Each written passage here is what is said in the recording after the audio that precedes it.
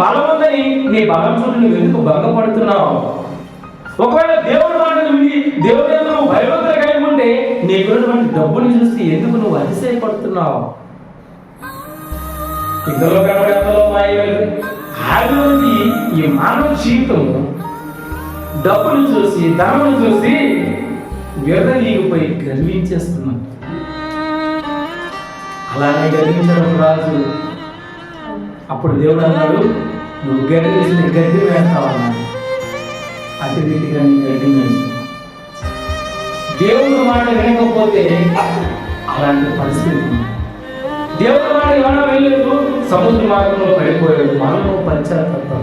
మరణను దుఃఖాక్రాంతుడై మొరపెడితే పెద్ద చేప వెళ్ళి ఆ యోనాను పట్టుకొని వచ్చి పైకి కలిస్తుంది. ఇప్పటికీ ఆ ఆనవాళ్ళు అది సత్యాలు, అవేదో అబద్ధాలు కావు. ఎప్పటికీ కూడా వాడి యొక్క జాడ, వాడి యొక్క మరి అప్రూపణ కూడా ఆ సముద్రం కూడా ఆ నీళ్ళ ప్రాంతాల్లో కనిపిస్తారు.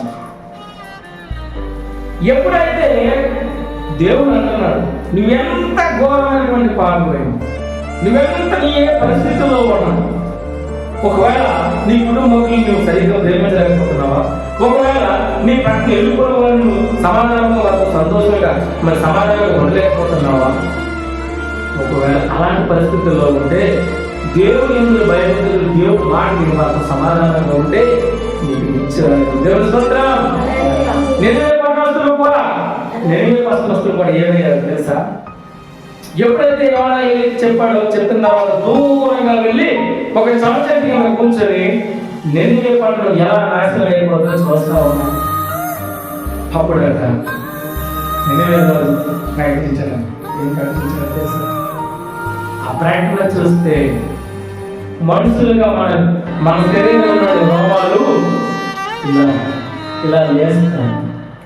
చిన్న చంటి బిడ్డలు, పశువులు, మనుషులు ప్రతి ఒక్కరు కూడా బయటికి రండి అని పెద్దవాళ్ళకి బయటకు పిలిచారు. పిలిచి ఏమన్నాడు తెలుసా? మీ పశువులకు మేకలు వేయద్దు, మీ పిల్లలకు పాలు ఇవ్వద్దు, గోలు పట్ట కట్టుకొని శరీరాలకు బూడిద వేసుకొని దేవుడి కొరకు మొరపెట్టండి. ఎవరు కూడా మంచి మంచిగా కూడా ముట్టుకోవాలని మార్గం ఆజ్ఞయించాడు. చనిపోయిన వెళ్తావా? పశువులు అరుస్తా ఉన్నాయి నీళ్ళ కోసం.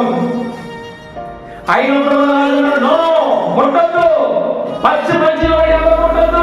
మన కలుగునే క్షామము, మన కలుగునే కరువు, ఆ ఉగ్రత దేవుని మాట వినకపోవడం వల్ల వచ్చింది. కనుక దేవుని మాట వినాలంటే మనం చుట్టూ గోలు పట్టాలు పట్టుకొని మన ఒంటి నిండా బూడిద రాసుకొని ఉపవాసం ఉండి దేవుడికి మొదలుపెడతాం. అప్పుడే మన జీవితంలో ఉండే క్షామము, అప్పుడే మన జీవితంలో ఉండే పాపము, అప్పుడే మన జీవితంలో ఉండే క్షామము, అప్పుడే మన జీవితంలో ఉండే కరువు, ఇబ్బంది, ఇరుకు, శాపము అంతా కూడా పోదని దేవుడు చెప్తా ఉన్నాడు. దేవుడు చెప్పిన మాట రాజు విని అంటే నీటిగా నింపాలి. చంటి బిడ్డలు ఏడుస్తూ ఉంటే పైన దేవుడు చూసానంట. దేవుడే దేవుడి చూసి ఒక్కసారి అయ్యో నా ప్రజలు 1,80,000 మంది పైగా ఉన్నటువంటి ప్రజలు నన్ను చూసి భయపడి నా మాట విని ఒళ్ళు మొత్తం బూడిద రాసుకొని గోలు పట్ట కట్టుకొని చంటి బిడ్డలు సైతం ఏడుస్తూ కన్నీరు కాలుతున్నారు. రాజుతో సైతము, రాణితో సైతము, సైన్యంతో సైతము, పశువులతో సైతము నా మాట వినాలని చెప్పేసి ఆ క్షామం, ఆ ఉగ్రత నెలవే పట్టణం మీదకి వెళ్ళకుండా దేవుడు ఆపేశాడు. దేవుడు స్తోత్రం. అయినా యోనా సొసైటీ కింద ఉంది చూస్తా ఉన్నాడు. నెలవే పట్టణం ఎలా నాశనం అయిపోయింది. వాళ్ళు దేవుడు నమ్ముకున్నారు, వాళ్ళు ఎలా నాశనం అయిపోతారని దుష్టుడు శత్రువు చూస్తా ఉంటాడు. ఒకవేళ నీ కుటుంబంలో దేవుడు నా జీవితంలో జరిగిన సంఘటన చెప్తాను. నా గ్రామానికి నేను ఒక్కనే క్రైస్తవుడు. వీడు దేవుడు నమ్ముకున్నా, వీడు ఎలా బాగుపడిపోతారో మేము చూస్తామని అనేక మంది చూశారు. నా వస్త్రధారణ, నా మాట తీరు, నా పరిస్థితిని చూసి ఏంటి ఇది ధైర్యం, ఏంటి ఇది పరిస్థితి? కొన్ని లక్షల రూపాయల బిజినెస్లు పోయాయి, కొన్ని వేల రూపాయలు, కొన్ని లక్షల రూపాయలు శాలరీలు రావాలి, గవర్నమెంట్ నుంచి రాలేదు. ఎప్పుడు చూసినా సరే ఎప్పుడు దేవుడు దేవుడు దేవుడు అని తిరుగుతాడు. ఏంటి బాగుపడిపోయి, ఏంటి వీడు ఎప్పుడు ఇంకా చెడిపోతాడని ఎదురు చూస్తూనే ఉన్నాం.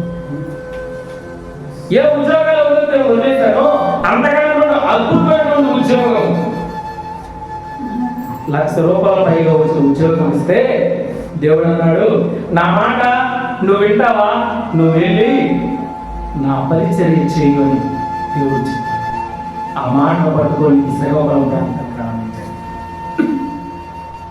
ఇంత ఉద్యోగం కూడా వదిలేసి వీడు ఎలా తిరుగుతాడని, వీడు ఎలా బాగుపడతాడు, వీడు ఎలాగని బంధుమిత్రులందరూ చూస్తా ఉన్నారు. శత్రువులు కూడా కనిపెడుతూ చూస్తా ఉన్నారు. కానీ ఇందాక దేవుడు చెప్తున్నాడు కదా దావీదు భక్తుడు ద్వారా, నీ శత్రువు ఎదురు నేను నీకు భోజనం సిద్ధపరిచేందులో దేవుని స్తోత్రం. ఎవరైతే శత్రువులు ఉంటారో, ఎవరైతే నీకు ఇబ్బంది పెట్టేవాళ్ళు ఉంటారు, ఎవరైతే నీకు నాటకం చూపించే వాళ్ళు ఉంటారో, ఎవరైతే నీకు చుట్టుకోడు మాటలతో నేను కొడుతూ నిత్యము వేడుతున్నారో వాళ్ళు ఎందుకంటే నీకు భోజనం సిద్ధపరుస్తున్నారు. దేవుని స్తోత్రం. దేవుడు మాట వినకపోతే ఆ శాపం, ఆ శత్రువు యొక్క పన్నాగాలు అన్ని మన జీవితాల్లో పెడతాయి. ప్రేమ దేవుని సంగమం, దేవుని మాట ఎప్పుడైతే నువ్వు వింటావు అప్పుడు నీ జీవితంలో కరువు రాదు. దేవుడి మాట ఎప్పుడైతే నువ్వు వింటావో నీ జీవితంలో ఆపద రాదు. దేవుడి మాట ఎప్పుడైతే వింటావో నీ జీవితంలో ఎప్పుడైతే వింటావో నీ జీవితంలో సంతోషం సమాధానం వచ్చింది. నేను వెతుకుతున్నాను కృపాక్షేమమే అంటున్నాడు దేవుడు. యెహోవా ధర్మశాస్త్రం ధ్యానించి ఉంటంట మన జీవితంలో అంట కృపాక్షేమం, కృప కృప కృప కృప వెంబడి కృప తిరిగి మన జీవితాలకు వచ్చేస్తుంది. అర్థమవుతుందా? యోనా చూస్తున్నాడు నినివే పట్టణం. అప్పుడు వెళ్ళి ఒక పురుగును పంపించాడంట ఆ చెట్టుని. ఆ ఎండలో ఆ ఎరాడిలో కూర్చున్నప్పుడు ఆ పురుగు వెళ్ళి ఆ చల్ల చెట్లు మొత్తం కొరికి తినేసింది.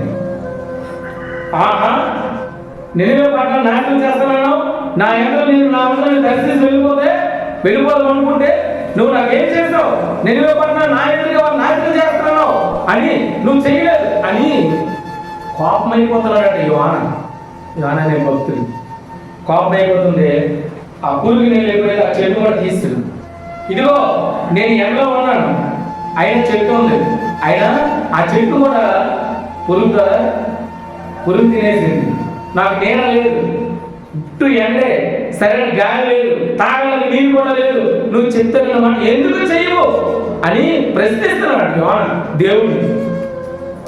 అప్పుడు దేవుడు అన్నాడంట, ఒక్క క్షణంలో వచ్చినటువంటి చెట్టు, ఒక్క క్షణంలో ఉన్నటువంటి ఆ నీరే వెళ్ళిపోతే నువ్వు బాధపడుతున్నావే, నేను పుట్టించినటువంటి అసలు 1,20,000 మంది పైన అసలు వాళ్ళు నాశనం అయిపోతే నేను చూడగలనా? నా బిడ్డ నాశనం అయిపోతే నేను చూడగలనా? బిడ్డలో మీరు నాశనం అయిపోతే దేవుడు చూడగలరా? ఆయన నాశనం చేసే దేవుడు కాదు.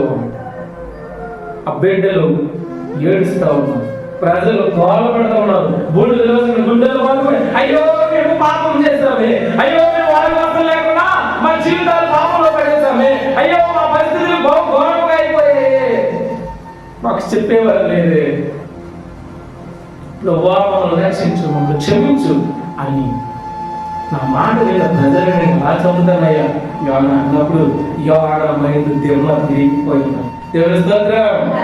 అప్పుడు అనుకున్నాడు యోనా, నిజమే నాయన, నువ్వు శిక్షించే దేవుడు కాదు ప్రభువా, నువ్వు ప్రేమించే దేవుడు, నువ్వు శాపాలు పెట్టే దేవుడు కాదు, నువ్వు మమ్మల్ని క్షమించే దేవుడు, అటువంటి గొప్ప దేవుని కలిగి ఉన్నామని యోనా పశ్చాత్తాపడి మళ్ళా నువ్వు దేవుడికి మరి ప్రాధేయపడి ప్రార్థన చేసి బయటికి రావాలి. అందుకంటున్నాడు దేవుడు, నా మాట లేకపోతే నీ జీవితంలో కరువు, నా మాట లేకపోతే నీ జీవితంలో క్షామము, నా మాట వినకపోతే నీ జీవితంలో నష్టమే.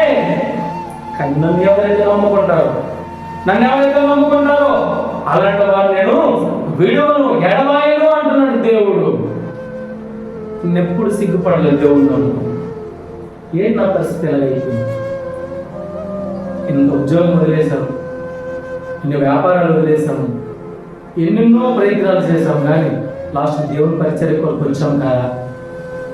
ఏం తింటాం, ఎలా ఉంటామని ఆలోచన లేదు. పోషించే దేవుడు, రక్షించే దేవుడు యేసు దేవుడు. విడువను, ఎడబాయను అని దేవుడు చెప్తా ఉన్నాడు.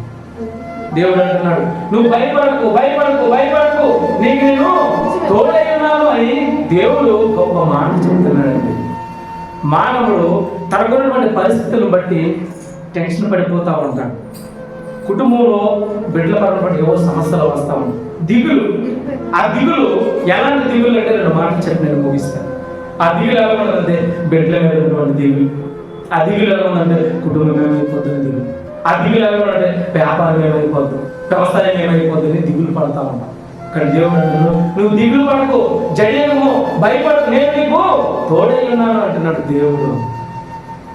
లక్షల రూపాయల వ్యాపారం పోయినప్పుడు 50,000 పోయి భయపడుతున్నప్పుడు దేవుడు నా కళ్ళ పోతున్నాడు, నువ్వు భయపడక, నువ్వు నా బిడ్డవే, నువ్వెందుకు భయపడతావు? లక్షల్లో పోతే కోట్లలో నీకు దేవుడు, నేనున్నా, నేను ఇచ్చే దేవుడు, నేను పోషించే దేవుడిని నేను అంటున్నాను. మనుషులు చిన్న సమస్యలు వస్తేనే హరిబురి అయిపోయి ఇబ్బంది పడిపోతుంది. పక్షి తన పిల్లలను తీసుకొని ఆకాశం మీదకి ఎగురుతూ ఉన్నాడు. మీరు ఎప్పుడైనా గమనిస్తే ఆ పెద్ద పక్షి ఆ పిల్ల పక్షిని తన రెక్కల మీద వేసుకొని ఆకాశం తల్లి పక్షి తిన్నగా తీసుకుని వెళ్ళి ఆకాశం ఎత్తుకు తీసుకుని వెళ్ళి వదులుతుందంట. వదిలేస్తున్నాడు ఆ చిన్న పిల్ల టప టప టప టప రెక్కలు కొట్టుకుంటూ, అయ్యో నా తల్లి నన్ను వదిలేసింది, అయ్యో నా తల్లి నన్ను ఇంత మేరకు తీసుకెళ్ళి వదిలేసింది, నేను చచ్చిపోతాను ఆ పిల్ల పక్షి ఏడుస్తూ ఉన్నప్పుడు మరలను ఆ తల్లి పక్షి వచ్చి ఇలా వచ్చే రేఖలకు కాస్త మరణ వదులుతుందంట. మరణ అయ్యో నన్ను వదిలేసింది నా తల్లి, అయ్యో నన్ను చచ్చిపోతాను, అంత వేరు కింద పెట్టి భూమి మీద మొక్కలు అయిపోతానని భయపడిపోతున్నాను. మరణం తల్లి పక్షి వచ్చి ఆ పిల్ల పక్షి తన అర్థం ఏంటో తెలుసా? తల్లికి ఎక్కడో నేర్పిస్తా ఉంది తల్లి. దేవుని స్తోత్రం. ఆ పిల్ల పక్షికి తల్లి ఎక్కడో నేర్పిస్తుంది చిన్న చిన్న కష్టాలు, ఈ జీవితంలో ఈ లోకాన్ని జయించడానికి, ఈ కష్టాలు ఇబ్బందుల్ని నీవు జయించడానికి దేవుడు అప్పుడప్పుడు నీ కష్టాలు, పిల్లలు నీ మాట వినరు అదో కష్టం, వ్యాపారం చేయలేదు అదో కష్టం, కుటుంబంలో ఇబ్బందులు, గొడవలు, పక్కన విలువ పొరుగుతో సమాధానం, గొడవలు, అవన్నీ కూడా దేవుడు నీకు ఇచ్చినటువంటి పాఠాలు. అవి ఎప్పుడైతే నువ్వు ధైర్యంగా ఎదుర్కొంటావో ఈ లోకాన్ని నువ్వు ఈజీగా జయించగలవు. అందుకే అంటున్నాడు దేవుడు, ఆ తల్లి పక్షిని ఆ పిల్ల పక్షిని చూస్తే ఆ తల్లి పక్షి మీదకి తీసుకెళ్ళి వదులుతున్నప్పుడు ఎగరటం నేర్పిస్తుంది. ఆధ్యాత్మికంగా చూస్తే మనకు అర్థమవుతుంది, కానీ చూస్తే చూడు ఆ కట్టక తల్లి ఎలా చేసి ఆ పిల్ల తీసుకెళ్ళి మీద వదిలేస్తున్నాడు. చూడమ్మా ఆ పిల్లని ఎలా బాగుతున్నా తల్లి అంటాను. బెత్తంతో వెళ్ళకపోతే మొక్కై వంగన వాడు నానై నీ బిడ్డలకు నువ్వు బెత్తంతో గద్దించాలి. గద్దింపును లోపల వాడు వెళ్ళి వాడు అపహాసుడు అయిపోతాడు. వాడు అపహాసుడు పక్కతో పట్టిపోకుండా వాడిని సరిదిద్దాలంటే బెత్తంతో అప్పుడప్పుడు 2 దరువులు వేస్తూ ఉంటారు. దేవుని స్తోత్రం. పిల్లలు కూడా తల్లిదండ్రుల మాటలు విన్నవాడు ఎవరు కూడా బాగుపడినట్టు చరిత్రలు ఉండండి. అర్థమవుతుంది. దేవుడి మాట ఎవరైతే వింటారో వారి జీవితాల్లో సంతోషము, సమాధానం వస్తుంది. కనుక దేవుడి మాట విన్నాను, దేవుడి మాట మనం చక్కగా ఆయన భయభక్తులు కానీ మనం చేయాల్సింది ఒక్కటే మనం ఇరుగు పోయిన వారితో ప్రేమతో అక్క అమ్మ మాట్లాడాలి, సంతోషం, తిన్నారు తినకపోతే ఇంట్లో చాలా సంతోషంతో సమాధానంతో ఉంటేనంట దేవుడు గొప్పగా సంతోషిస్తాడంట.